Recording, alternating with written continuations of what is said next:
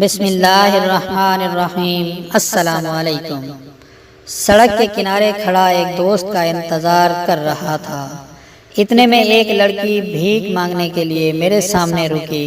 گلے میں سیاہ دوپٹہ، آنکھیں نیند کی کمی سے سرخ، گہری سانولی رنگت، کالے ہونٹ اور میلے کچیلے کپڑے پہنے، اپنے ہاتھ باندھ کر اس نے رٹا سنانا شروع کیا۔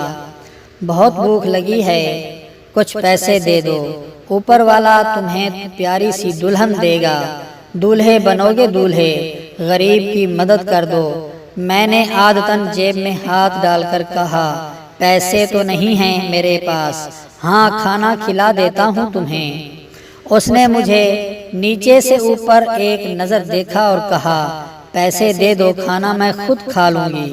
میں نے نفی میں سر ہلا کر کہا، کھانا تم کھا لو، پیسے میں خود دے دوں گا۔ وہ ایک لحظہ خاموش رہی اور پھر کہا، اچھا تم کھانا کھلا دو گے، میری ایک بہن بھی ہے، اسے بھی بلا لوں ساتھ؟ میں نے جواباً کہا، ہاں بالکل، یہ کوئی پوچھنے والی بات ہے، بلا لو اسے بھی۔ اس نے دائیں طرف منہ کر کے زور سے آواز لگائی، بانو۔ تھوڑے فاصلے سے ایک 6-7 سال کی بچی لوگوں کے درمیان سے بچتی بچاتی ہمارے پاس آ گئی۔ اس نے میری طرف دیکھ کر بچی کے سر پہ ہاتھ پھیرتے ہوئے کہا، آؤ بانو، کھانا کھلاؤں تمہیں۔ ہم پاس کے ایک ہوٹل میں گئے اور کھانا لگانے کو کہا۔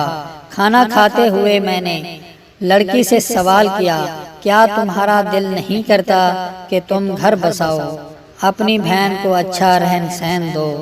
اس نے نوالا بچی کو دیتے ہوئے ہنس کر کہا، اور یہ اچھا گھر، یہ اچھا رہن سہن ایک بھکارن کو دے گا کون؟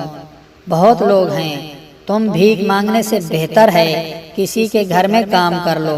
میں نے جواب دیا، نہ مہر، گھر میں کام کرنے کی بد دعا نہ دو مجھے۔ میری اماں نے یہی غلطی کی تھی، تب ہی میں اور میری بہن آج سڑک پر ہیں، اور اماں وہاں پاس کے قبرستان میں پڑی ہیں۔ اس نے پانی کا ایک گھونٹ پیا اور کہا، کسی کے گھر کے مالک کی ہی ناجائز اولاد ہوں میں اور میری بہن۔ اس کی آنکھوں میں آنسو تھے۔ اس نے ٹھنڈی آہ بھر کر کہا، میں نہیں چاہتی میری اولاد بھی میری طرح سڑکوں پہ ہو، تبھی گھر میں کام نہیں کرتی۔ میں نے پوچھا، مگر یہ بازار، کیا یہ تمہاری عزت پہ ہاتھ نہیں ڈالتا؟ اور کیا یہاں تمہاری بہن محفوظ ہے؟ اس نے ہاتھ دوپٹے سے صاف کرتے ہوئے کہا، نہیں مہر، ایسا نہیں ہے کہ میں یہاں محفوظ ہوں، یہاں بھی مجھے نوچا جاتا ہے، مگر بہن ابھی چھوٹی ہے، اس کے جوان ہوتے ہی اس کو کہیں اور دھندے لگا دوں گی، تب تک پیسے بھی جوڑ لیے ہوں گے، اور اوپر والے کو کیا جواب دوں گی؟ وہ ہنسی۔ تمہیں لگتا ہے اب بھی میں جواب دوں گی اوپر والے کو؟ مجھے پیدا اوپر والے نے کیا، مگر میری سرپرستی جس کو کرنی تھی وہ عیاشی سمجھ کر بھول گیا مجھے۔ کیا وہ جواب نہیں دے گا اوپر والے کو؟ میری ماں آنتوں کے درد سے مر گئی، ہسپتال میں کسی نے بھی مجھے داخل نہیں ہونے دیا۔ کیا وہ جواب نہیں دیں گے اوپر والے کو؟ اس کے لہجے میں سختی تھی۔ اس نے میری طرف انگلی کرتے ہوئے کہا، تم مرد جواب دہ ہو اوپر والے کو، تمہیں ہماری سرپرستی سونپی گئی ہے نا، تمہارا بنایا ہوا یہ معاشرہ، تم جواب دو گے اوپر والے کو۔ ایک کمزور لڑکی پہ ایسی نوبت آئی، کیسے وہ اپنا جسم بیچ کر پیٹ پالتی رہی اپنا، تم اوپر والے کو جواب دو گے مہر کہ تم نے ایک کمزور لڑکی کو کیوں لوٹا؟ میری سماعت اور بصارت جواب دے گئی تھی۔